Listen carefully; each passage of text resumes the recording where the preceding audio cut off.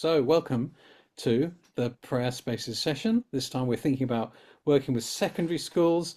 How do we work well with secondary schools? And what are secondary schools looking for when we go and work with them? So we'll be hearing from some brilliant guests around that. So just before we do, just going to invite us all to pause and pray for a moment, just to be still and to kind of gather up and then to leave those all the thoughts and things that have been going on today, people that we've met, the things that we've done, the things that we haven't had time to do that we wanted to do, and all the other stuff. And we're just going to be still for a moment and leave that in the hands of God. So, God, thank you for the day that we've been able to have, the good stuff, the difficult things, the things we've had to leave. And help us now to hear from you, to learn from one another, and to rejoice at what you're doing in our schools. Thank you. Amen. So, this evening we've got, as I say, two sets of guests. So the first are I'll let them introduce themselves. This is Charlie.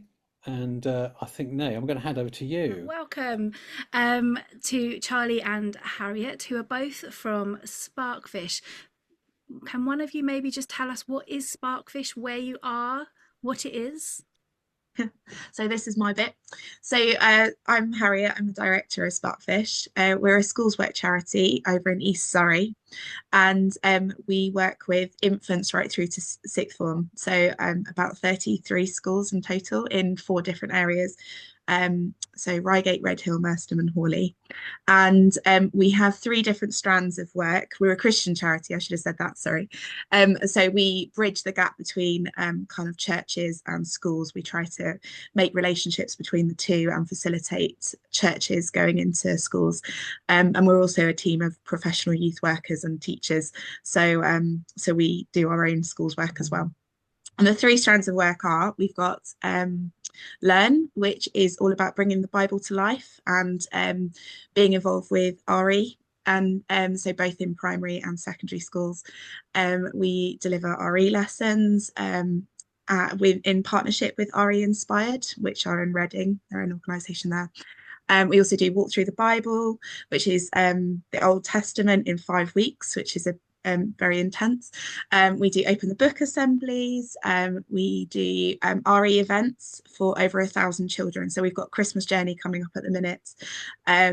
So those are sort of a snapshot of what we do. So that's our Learn strand. We've also got Hope, which is pastorally supporting vulnerable students in primary and secondary schools through mentoring, lunchtime clubs, things like that. And then lastly, we've got what we call think spaces, but are essentially prayer spaces in schools. So we called them think spaces because a couple of schools when we first started out asked for them to be called think spaces, just to make it clear that it's open to all. In some schools we still call them prayer spaces. We kind of talk to the schools about what they would prefer to call it, but Charlie's going to talk more about that. Amazing. Before you move on, can I just ask a couple of questions? Is it just, how many are there is it just one Sparkfish, or are they all over the country? Just one Sparkfish. Yeah, we're just local. We're a very local organisation. Okay, great. And are there many that work for Sparkfish, or is it volunteers as well? Yeah, we've got a team of 5 paid workers, and then we've got a partner youth worker in Hawley who actually works for the local church, for the Anglican churches, but he gives time to Sparkfish with us. We've got a number of partnerships with churches actually, where local church youth workers and children's workers kind of volunteer their time, and some ministers as well. And then we've got about 50 plus volunteers on our books as well. Yeah. That's amazing. I was thinking it sounded like a lot of work for just you 2 at first. Oh yeah, no, it's not us. It's not just us 2. We're a huge team, and we've got 7 trustees as well. Yeah, I should say that. Amazing. So good. So then, Charlie, secondary schools is what we're focusing on tonight. How did you get involved? How did Sparkfish get involved with secondaries? Tell us. I'll tell you what, I'll share my presentation because I thought I'd sort of come up with some top tips for sort of building that relationship with secondary schools and how you sort of might get in if you're starting out doing that. So Brilliant. Thank you. Let's see if this works. Yes, we can see it. Fantastic. So I've called it Building Bridges, and I've come up with sort of 10 top tips, if you like, to sort of see if you can work your way in if you haven't yet built a relationship with a school. And so I think first of all, I'd say sort of research the school, so understand what its values are, its mission, and see if they've got any sort of current programs that are related to student well-being and spirituality. And then you can also identify their key contacts, like the head teachers, the pastoral leaders, chaplains, because then you'll know sort of the school, what they might be looking for, and who your contacts might be. And that initial contact, we tend to start with with a sort of formal email, just mentioning who we are, what our role is at the charity, and that our intention is to support them. And if the school doesn't know who we are, we might highlight sort of our experience and our background, working with young people. And then I tend to send a one-page flyer, which sort of details what a prayer space is, and the different types of space we can offer. And at that point, I'd ask for a meeting. And if you can get a request for a meeting with staff, so you can talk for your sort of proposal in more detail. And there we sort of we might prepare a presentation or an information packet about sort of our charity and sort of the Think Space initiative. And it's at that point that you can sort of clearly define what the offer is, because some schools might think, oh, prayer space, might get a gauge from the flyer, but if you can get a meeting, then you can sort of clearly share what you're offering and sort of its purpose and the benefits to the students and the staff, and also what your expectations might be in terms of behaviour, and what you might require from their staff.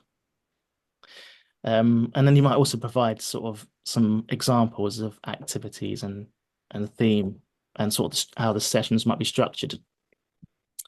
I think what's really important is, because each of our prayer spaces are different, because they're sort of aligned to the school values. So we tend to find out most schools will have like sort of 3 core values or 5 core values. And if you can sort of like demonstrate how your prayer space might align with their goals for student well-being and mental health, I think that's quite key for schools. I thought, okay, we can sort of link that to what our ethos is. And also, I think it's quite important there to emphasize the sort of the flexibility of what the prayer space might be. So you could showcase your activities that they might meet various learning styles.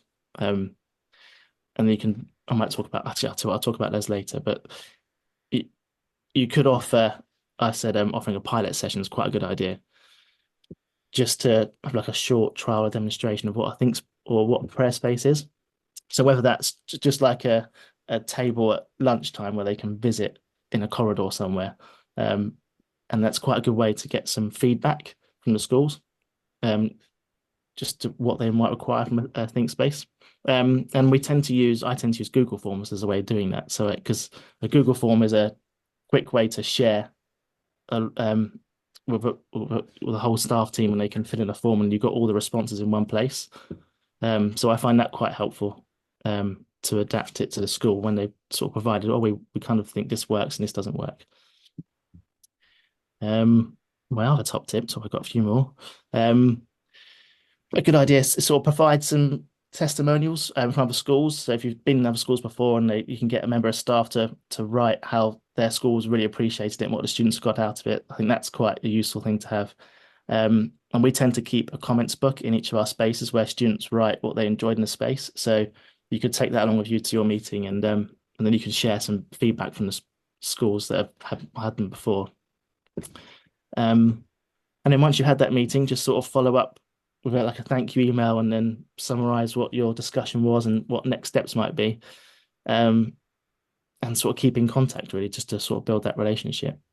I think what's quite important is primary schools and secondary schools are different in a sense that the sort of timetables of secondary schools are so complicated, and so if you can sort of share that you can be adaptable to fit their timetable of requirements, then I think that puts schools at ease, whether you're just doing a lunchtime drop-in club or just for a certain year group, whether it's part of their, they might have a week of themes around well-being, I think that puts secondary schools at ease, thinking, oh, we've got to provide a sort of timetable for all these classes to visit, where you could just do it for one year group and it'll be the same year group every year. I think my last top tip, which is most important, is to sort of just be patient and keep going, because it doesn't always, it sometimes can take quite a while to get into a school if you've not had a relationship before. So I think don't give up, because I think you can take, sometimes building a relationship does take time.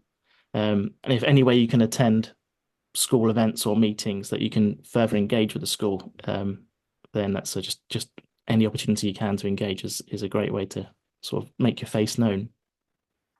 So good. Yeah. Thank you. That's amazing. You mentioned differences between primary and secondary. Hmm.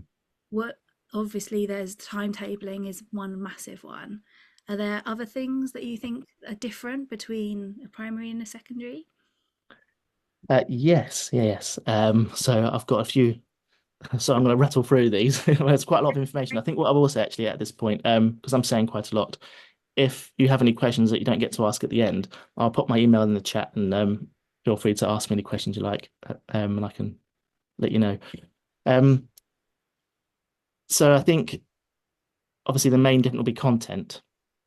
And there are sort of topics I think that are quite relevant to teenagers, such as stress management, their sort of self-identity, peer pressure, and future aspirations. I think those sort of things are more in the forefront of students' mind when it comes to secondary school. And generally, the activities that you do in primary school can be used in secondary if you sort of adapt the language.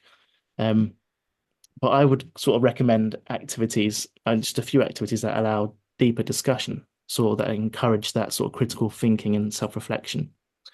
And I know that could be quite scary, because you think, oh, prayer space should be quite quiet, and if you have a conversation area, it's going to sort of overbear the sort of atmosphere. But I think I wouldn't be afraid to do it, because if you sort of encourage that conversation between students and staff and be clear of your expectations from the beginning, I think I've seen that students can engage in a discussion-based activity in a quiet tone, so that won't sort of interfere with other activities around them. We've held a prayer space in a library, which is normally quite a quiet space, so they're quite used to sort of talking at sort of whispered tones. So I think, yeah, having a activity that allows that discussion can be really helpful. And a lot of our meaningful moments have come from those activities that encourage dialogue. I've also found activities that allow for creative expression, like journaling, art and music, can be really powerful in a secondary space. I remember sort of one activity where students were creating lyrics about friendship, based on an instrumental piece of music, and some of their sort of creations are quite thought-provoking. So I think if you can encourage sort of those sort of activities, that's quite helpful. In terms of the environment, I would try and make it as comfortable and welcoming as possible, with sort of bean bags, cushions, and areas that are sort of allow for group reflection. So you might have a table with a few chairs set up in a sort of circle. And I would really think about the layout, because I think I found in secondary school that students don't tend to like being the center of attention. So an activity placed on its own in the center of a room might never get visited. I think it's quite, oh, everyone's watching me sort of thing. And I tend to use more technology in secondary spaces. So I might have a laptop playing a video. I might have headphones and music, just to make them a bit more engaging. And I tend to use decoration that appeals to teenagers. So I might have some inspirational quotes, and artwork and relevant themes or news articles around the spaces to really help that engage that deeper reflection. And then my last few points are the structure and the format. I think, again, goes to the scheduling part of like a whole school space is quite a challenge for all involved. So, and I've never actually done one. We tend to run a space in a secondary school for just a few year groups. And I would really consider offering a drop-in format, where they can come and go as they really need, because lunchtime drop-ins I found get used very well in secondary schools. And there can also be an opportunity in those drop-in sessions for having a student-led session, because we've had the the school CU visit and actually lead students around the space during lunchtime drop-ins. And then you do have extra opportunities with promoting a space in a secondary school, because some schools will have their own social media, which you might be able to utilize to raise awareness and generate interest, particularly with the lunchtime drop-ins. And also some secondary schools have student ambassadors and prefects, so you could engage their help to promote space and encourage their peers to participate. And I think, as you would in any prayer space, I think if you clearly communicate what the expectations are at the beginning, then secondary school students will take that on board, I found. So my last point is personal development. So the prayer space can really help students think about their life skills, particularly time management, goal setting, resilience, and these are all skills that secondary schools need as students need as they become more independent. So I think if you can provide opportunities for career exploration and guidance and help students to think about their future, these topics tend to be on the forefront of secondary school students' minds, particularly during exam season. So they tend to be really popular. Amazing. Just another quick point, sorry, and just chip in. Don't be afraid to use sensory activities as well, because some of the same things I've used with toddlers, we've used with young people, and they absolutely love them. So kind of pre-COVID, we used water beads or the Orbeez. They do need changing regularly because they get disgusting, but young people absolutely love those. And sand and Play-Doh, bubbles. Don't shy away from using those with young people because they absolutely love those as well. And it cases to different learning styles. So that was just my tip. Actually, one of the favorite things that I always ask for is a plasma ball. I think, look, yes, yeah, 90s toys, so that, oh, what's this? You do need to manage them though, because sometimes we've had young people pocketing water beads and kind of trying to electrocute themselves with the plasma ball and stuff. So just position volunteers around them just to make sure that they're not walking off with things. Behavior management's a little bit more key with teenagers.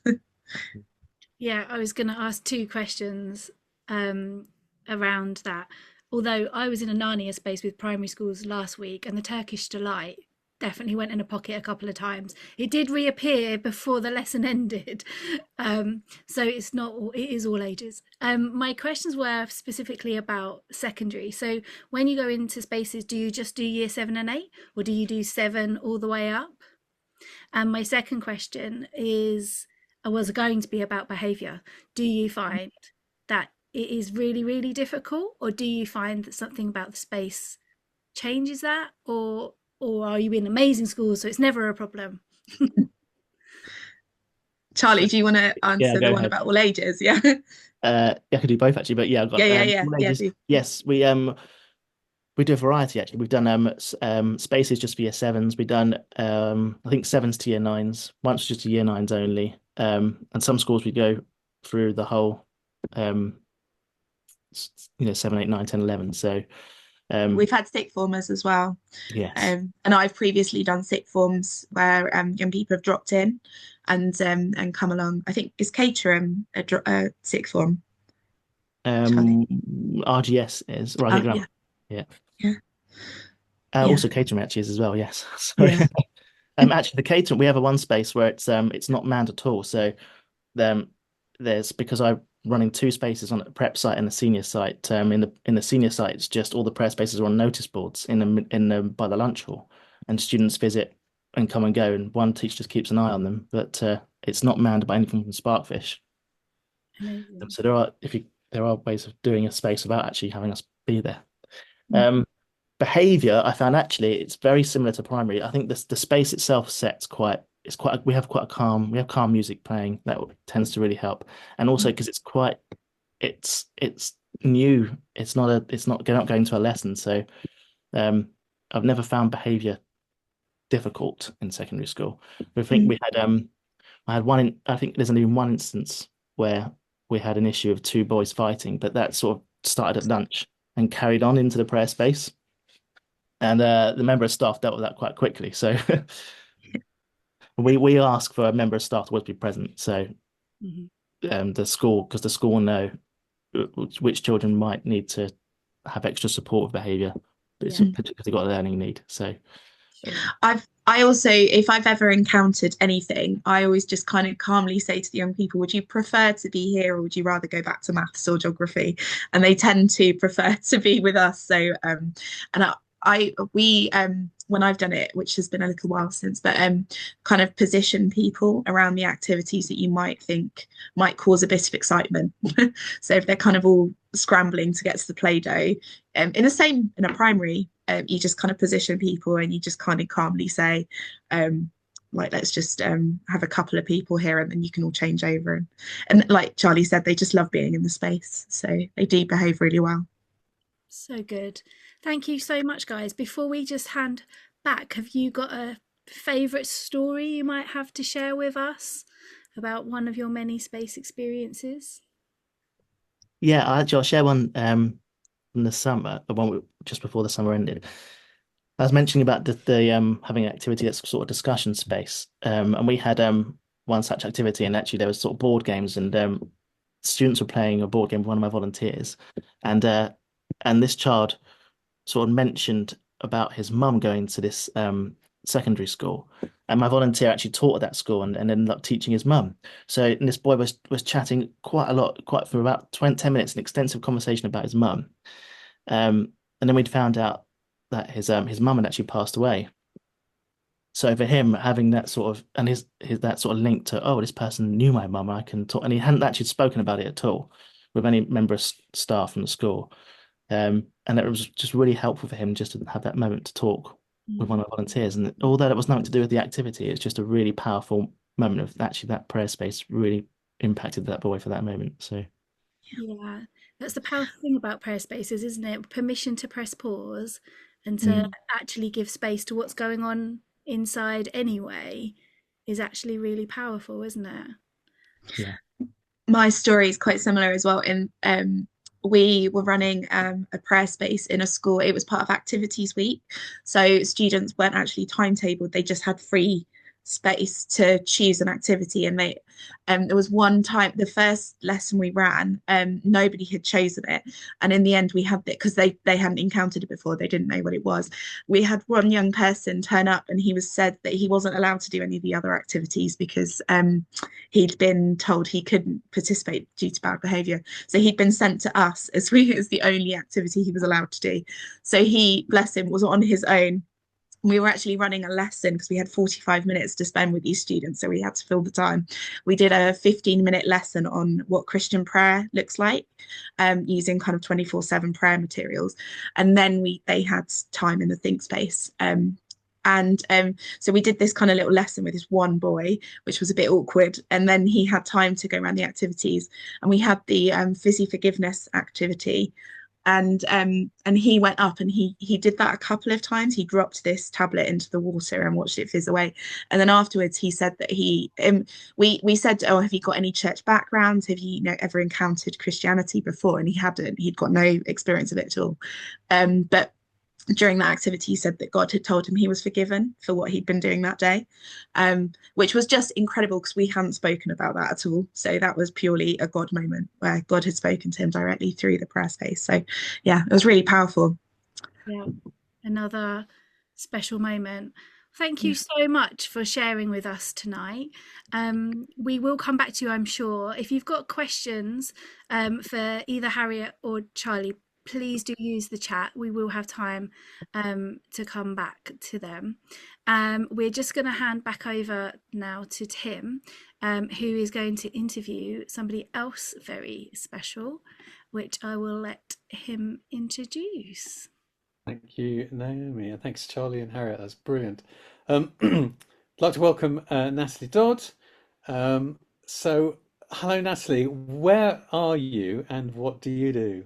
I'm up in the northeast in County Durham. I teach though down in Stockton-on-Tees. I am the head of RE, but also a coordinator for collective worship in a relatively large Church of England school, so about 1,200 students. But they're not entered into our school on church places. We're a proper comp, but as a Church of England academy. Wow. So how have prayer spaces? What's been your experience of prayer spaces at your school? Well, I started my first prayer space probably about 13, 14 years ago, around about this time of year, but not at this current school. I actually started this school about 10 years ago, and it was a brand new build. They'd knocked down the old school, and we had a very small chapel. It's a really small room. You've been in it, but prayer space has never been introduced into the school before, and it was, although it was an old school, the new build had kind of sterilized the feeling of the school, and something needed to be re-injected. And I asked the head at the time if we could have a prayer space in the library to try and introduce it into school, because it was completely alien. And I'll never forget, it was Christmas themed, and staff briefing took place in there. And we had, I don't know, maybe 15 to 20 different stations scattered all around the library, telling the Advent story, and then a few other favourites, thrown in there. And staff briefing was in there. And it was basically just introduce prayer spaces. And then I just told the staff to just go pray. And after about 5 minutes of them obviously feeling really uncomfortable about what they were meant to be doing, one member of staff just dived onto the trumpet and just started shouting various things, full on jumping for joy.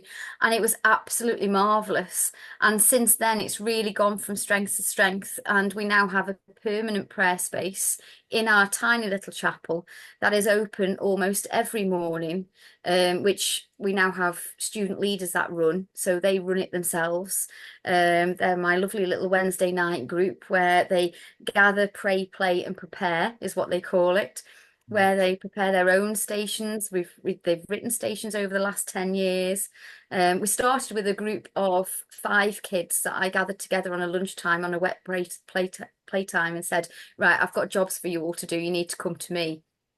And because they didn't want to go outside, they're like, yeah, all right then, miss. But since then we've grown, and I think we're now 42 strong as a worship leader group, with our Christian ethos prefects and so on. We've got another member of staff that helps out as well. And then luckily we have a local lay chaplain that comes in and runs the space on a lunchtime for us as well. So it can be open as often as we possibly can. But I will say the member of staff did actually fall off the trumpet as well. So I didn't think it was ever going to take off, but we were allowed to carry on running it. I think that fits perfectly into Harriet's point that if you use activities that might normally be associated with a primary school, they can have all sorts of untold and wonderful outcomes in a secondary school, as long as people don't hurt themselves when they fall off. Do you also run like press space weeks for around RE? Do you do that? We've done various things. We have a collapsed curriculum in the summer, which is usually has a theme, like it could be stewardship one year, it can be aspirations the next, that kind of thing. So we've most areas of the school tend to go on trips and enrichment trips and things like that, whereas we take over our entire top landing and put stations out, and it's timetabled in that students will come and take part in that. And a bit like what was said before, it's a full school, so they'll come in on a timetable basis and do an hour with us. We usually try and link it to spirited arts from RE Today as well, so that usually it's an afternoon session rather than just an hour. So yes, we've done all of that as well. And although yes, you're a Church of England academy, but your intake is just local. Yeah. How are you finding secondary age students are engaging with the prayer space, particularly those that don't have I mean, I'm guessing that most of yours don't have a church background just because that's what the national statistics say. But Yeah, we do actually perform a little census on our students in RE in year 7, although they don't really realise that's what we're doing. So we have quite a good idea of our intake. We have a 10% Muslim intake as well, so we're with a Muslim school of choice, as well as probably about 25 to 30 Christian church families, and then the rest is no faith majority. When we introduce prayer space every morning, because we have it on a rota basis, so every morning a tutor group comes in from year 7 to year 11, so it varies on how the students work the rota. So at the moment we're working on year 8 and year 11, because year 11 have got mock exams coming up, so we make sure that they come in before their mocks. But every morning, myself and the students, the leaders gather them together and we talk about what it means to be in the prayer space. So we introduce it in terms of what the theme is, but also what prayer can be for people in terms of whether it's gathering, together to have that personal connection with God, or whether it's just an opportunity to think in the space or to reflect. So students are well prepared before they go into our prayer space to make sure that they know exactly what to expect and what's expected of them as well. That's great. Yeah, the good. Yeah, preparation sets them up well for Yeah. it, doesn't it? And now people can. I know that some people can be a little bit kind of cautious about working in secondary school because teenagers can be scary. What would you want to say to people who would love to do a prayer space in a secondary school, but it's their kind of their fear of teenagers that holds them back a bit? What would you? Is there anything you'd want to say to inspire them, or any advice you might want to give them? Yeah, having worked in primary schools, primary school children are far more terrifying than secondary school children. Um, just go for it. The children absolutely love it. And it's interesting, our worship leaders, my worship leaders, majority year 9. And year 11 hadn't been in for a little while until about, as I say, until about 2 weeks ago. And the year 9s had that moment of, oh, well, we can't lead the year 11s because they're year 11s. And it's like, well, no, you absolutely can. But they were terrified of the older children as well. And actually, when they left, when they finished my year 9s, there was that side. Actually, that was really good. They were brilliant, and they really were. And what was said earlier about choosing your stations really carefully. Yes, you've got to make sure that the wording is right. But having done this in primary, and my worship leaders have worked in primaries as well, which we might get to chat about.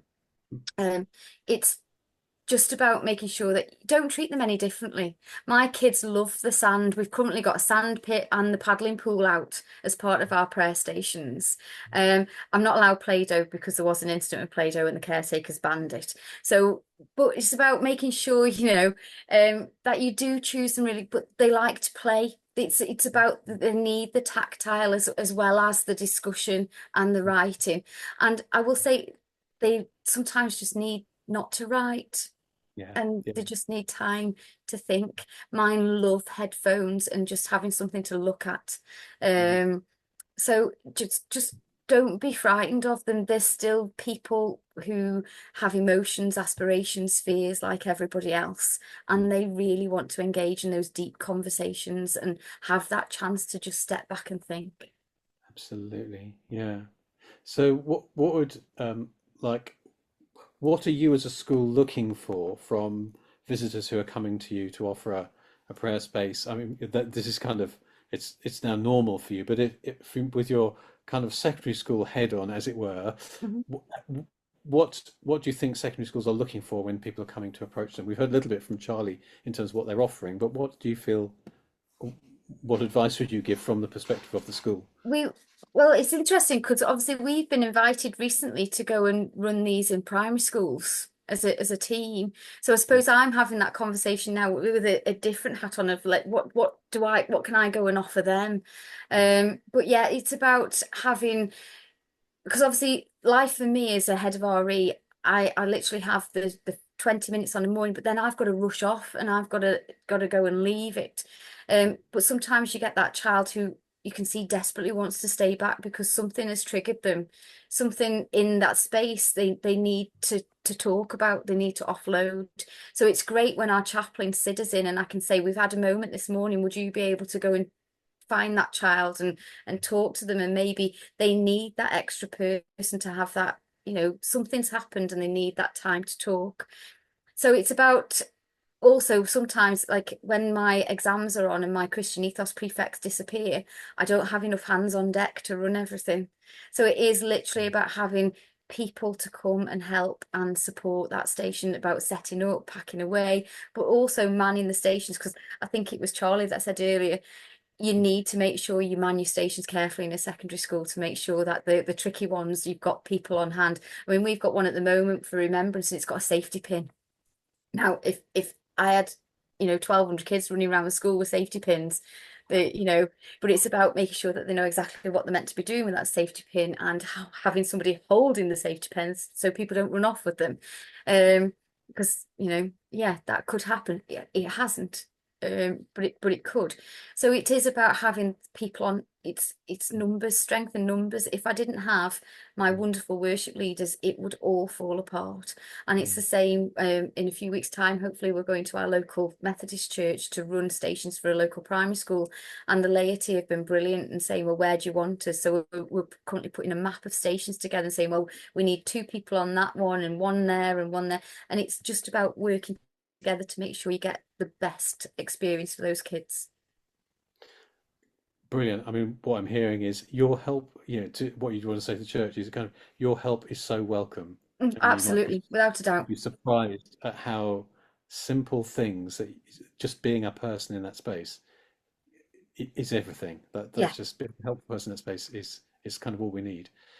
Come on, yeah, that's amazing. I'd Do you snap their have, hands off if they could yeah, come yeah, every morning. yeah, yeah. Um, do you have any favourite moments from the prayer spaces that you've run in Ramsey that particularly stand out for you? I've I've got a few. I mean, obviously, the invite to take our prayer space on tour last year was something else, and obviously the ripple effect that that's now having with other primary schools in our local area has been amazing. Can But I just I've ask got who took that on tour? I mean, did you oh send your pupils that you sent out, your yeah, students? yeah, yeah, my worship leaders. We had we've obviously invite our primary schools to come in and bring their worship groups. So our local church primaries often have little worship leader groups. Mm, So we offer an open invite for them to come and experience our chapel space. And one group came up and went back to their school and said, we could do that here. So they asked if we could take our entire prayer space of 34 stations and all of the Advent stations, Christmas, everything else, and basically put it in there. And we spent 4 days in a primary school down the road, and we're doing something similar in February for Candlemas. So we're doing Hope and Light stations in the mm, new year in another one. So and mm. that was brilliant, but that's not my standout moment. Go on It's then. it's actually 2 things happened last year, really quite sad things. We had within the space of 3 months two of our year 11 students die, one through suicide and one very suddenly. Mm, And the suicide was just before GCSE, and then the other death was the day after the prom. And our school staff really, really pulled together, our chaplaincy team, our local priests.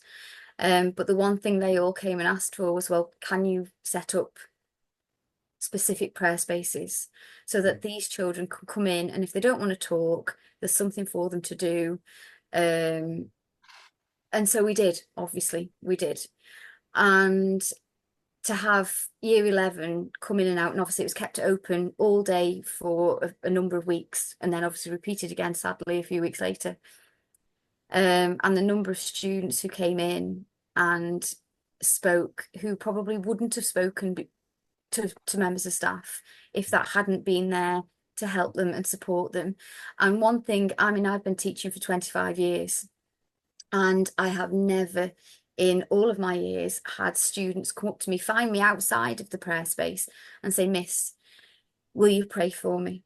And that's never happened before. And it was very sad, but such a privilege to be able to because of their experience of prayer, and because they found that support through prayer, they came and found me and asked for me. Wow, gosh, extraordinary and heartwarming and sad. It's everything, isn't it? It's all those emotions together in one. Yeah, the impact of a bereavement space, a grief space, it can be immeasurable. But We've it's so valuable. And really, one thing that came out of it, obviously we had books in there to sign, memory books, as part of our prayer space, and they were gifted to the parents, and they've since got in touch to say how valuable those have been as a result of that as well. So as a memory, and students did write prayers for their friends within those books as well, which has been marvellous and something that the parents can keep hold of too. Natalie, thank you so much. That just such an insight into life from the inside out, as it were. So we might come to some questions in a moment. What we'd love to do is to give you a chance just to chat to one another for probably just about 8 minutes, if that's right, Nay. If we can set up for 8 minutes. So just a chance to say hello to one or two other people, introduce yourselves really briefly, and see if there's some wisdom in the room that you can share, or whether you can share some of your experience with others, or if there are any questions that you'd like to ask, just to kind of bank those, and then we'll just have a few minutes at the end.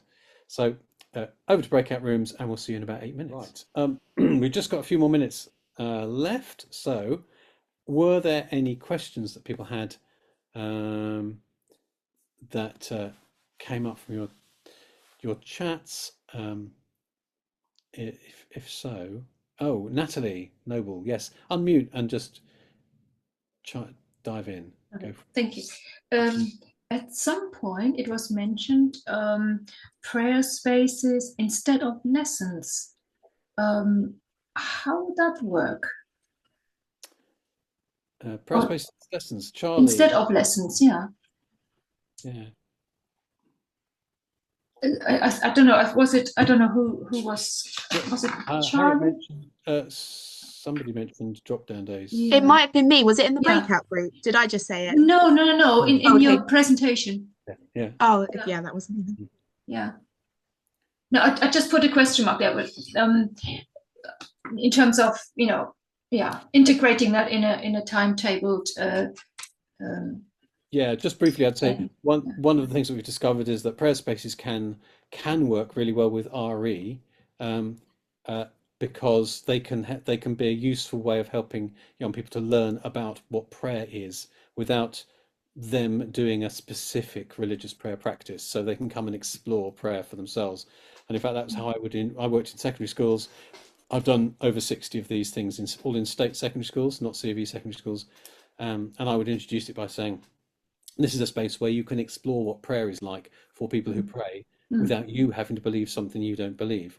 So it tells them that they're there to explore prayer, and that's what they'll do, but that they can come as themselves. They don't have to have somebody else's beliefs. And so you can use them as a lesson in that way. And often what will then happen is that the RE teacher will arrange a timetable for the classes they want to come in and access that. But the other way of doing it is what's sometimes called a drop-down day or an off timetable day. Harriet, have you done some of those? Was it you? Yeah, we've done lots of activity weeks. Kind of tend to be in the summer term. And then, they're run in various different ways. I don't know if Charlie wants to touch on that a bit more, but he's got more recent experience. Yeah, I mean, generally it'll be schools will have a variety of activities going on that week, and you'll be one activity, and then they'll sort of create a timetable for students to visit at certain periods throughout the day. It can range from sort of half an hour to an hour. That's helpful. Also, other ways of doing prayer spaces in schools, and these work in secondary schools as well, are something Charlie, I think, mentioned briefly, but it can be the one-off activity that can sometimes work as a kind of tester for the school. It gives them a way of trying out a prayer space activity. We would call those pop-up spaces. So there's some stuff on our website about that. But it tends to be a single prayer activity, sometimes only for one day. And that can be very tightly themed around things that the school are celebrating or remembering or that are marking that day. And it could be some of the world days that we celebrate, like World Oceans Day, Refugees Day, those sorts of things. Or it could be a day that's associated with the school life.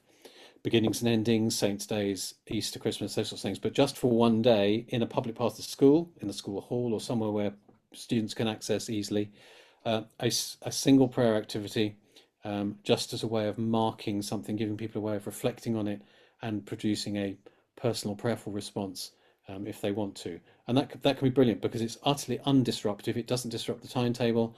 It doesn't need lots of people. It doesn't need lots of resources, and yet it can still have a really big impact. So I think that's a really powerful thing to do, even if you've been doing lots of prayer spaces in that school. But for some schools, it can be an easy way of easing in, so they get to see what a prayer space activity looks like and how it works, before they take on a bigger project. No, thank you. Very helpful. Yeah. Question, Naomi. Abby has asked a question in the chat which says, how often do you recommend you change the activities in your prayer spaces or in the space? Oh, okay. Open field to Harriet. Natalie. Natalie's Yeah, got her hand up. Natalie's in. Yeah. We change, obviously with the church thing in school, we change ours depending on the church calendar. However, we start the year always with transition, so that we start with the New Year sevens, but equally we have the New Year sevens alongside the Year 11s coming through. We've just changed for Remembrance a couple of weeks ago, and this week we're changing through to Advent, Christmas. Then we go to Candlemas, so we do Hope and so on. Then we're into Lent, so we try and change it dependent on the Christian themes of the year. But we've equally done sessions on justice, and it depends entirely on, like you say, if there's any national awareness days that schools are recognising, or if there's a theme. You know, we've also had sessions before, sets before, with the focus on creation. When we know there's something big coming up with science, when we've had the creation of the Big Bang, say, in school. So we've done sessions on stations on creation and justice in the environment and things like that. So it depends entirely on what's going on in school, but we try and make sure they're changed at least once every 4 to 6 weeks. So every half term. That's amazing. And Sparkfish, your model is you go in for a few days a week. So if you're going into a school every year and doing a prayer space every year, do you keep it exactly the same? Or do you change it every year? Well, depends. Most we change them every year. I'll ask the school if they've got a particular theme in mind. I might give them some ideas. Sometimes they'll have a particular topic that they want to discuss. But some schools always booking for the same thing. Like they might book around Mental Health Week, which I think is in February. So you might always have mental health based activities. Some schools where it's just every year it's the same. It's sort of a transition for year sevens. They'll always want the same sort of activities. We might adapt them slightly, and depending on if some of them worked or not. And you might want to you might even want to change them during the space. You might think, oh, that one's not working. It's not. No one's really engaging with it. Maybe I'll just quickly change that one. It really depends on the school, but I tend to ask the school before we go in, if do you want to keep it the same? You've got any ideas? Is there a particular theme you want? And generally the schools tell you what they want. Yeah. Brilliant. Thank you. It's officially, well, it's now 8:32, isn't it? We said we stop at 8:30. Naomi's put the website in the chat. So if you'd like to go and explore some of these ideas a bit further, do go and have a look at our website, prayerspacesinsschools.com. There's all sorts of useful information on there. And there's a stories section. So if you can search, if you click in the search bar, you can search for secondary school stories, or just have a scroll back through some of the stories to see. And my huge thanks to Harriet, Charlie, Natalie for giving up an evening to share with us your wisdom, your experience, and your stories from prayer spaces in your schools. It's been absolutely so helpful. We're going to we'll stay on for a wee bit longer. If you've got any other questions you'd like to ask, or go into a little bit more detail, just for about another 10 minutes or so. As Naomi's posted, our next Prayer Spaces session is on the 27th of January, and we'll be looking at working with non-faith schools. How do we work well with non-faith schools when we're bringing in something that is clearly faith related? How does that work? So we've got some folks who are going to be helping us with that. If you'd like to follow this up, please do drop us an email. We do love receiving your emails, and we do reply. We're real humans that reply to real emails. And we'd love to carry on the conversation with you, or help you however we can, link you up with other people that may be nearer to you that could help you. Let's see if we can get some more prayer spaces happening in secondary schools. And just our big prayer is, may God bless you and open wide the doors for you as you go, and take that brave step to ask a secondary school, would you like a prayer space? You might be surprised what they say. So thank you so much for this evening. That's it for now officially.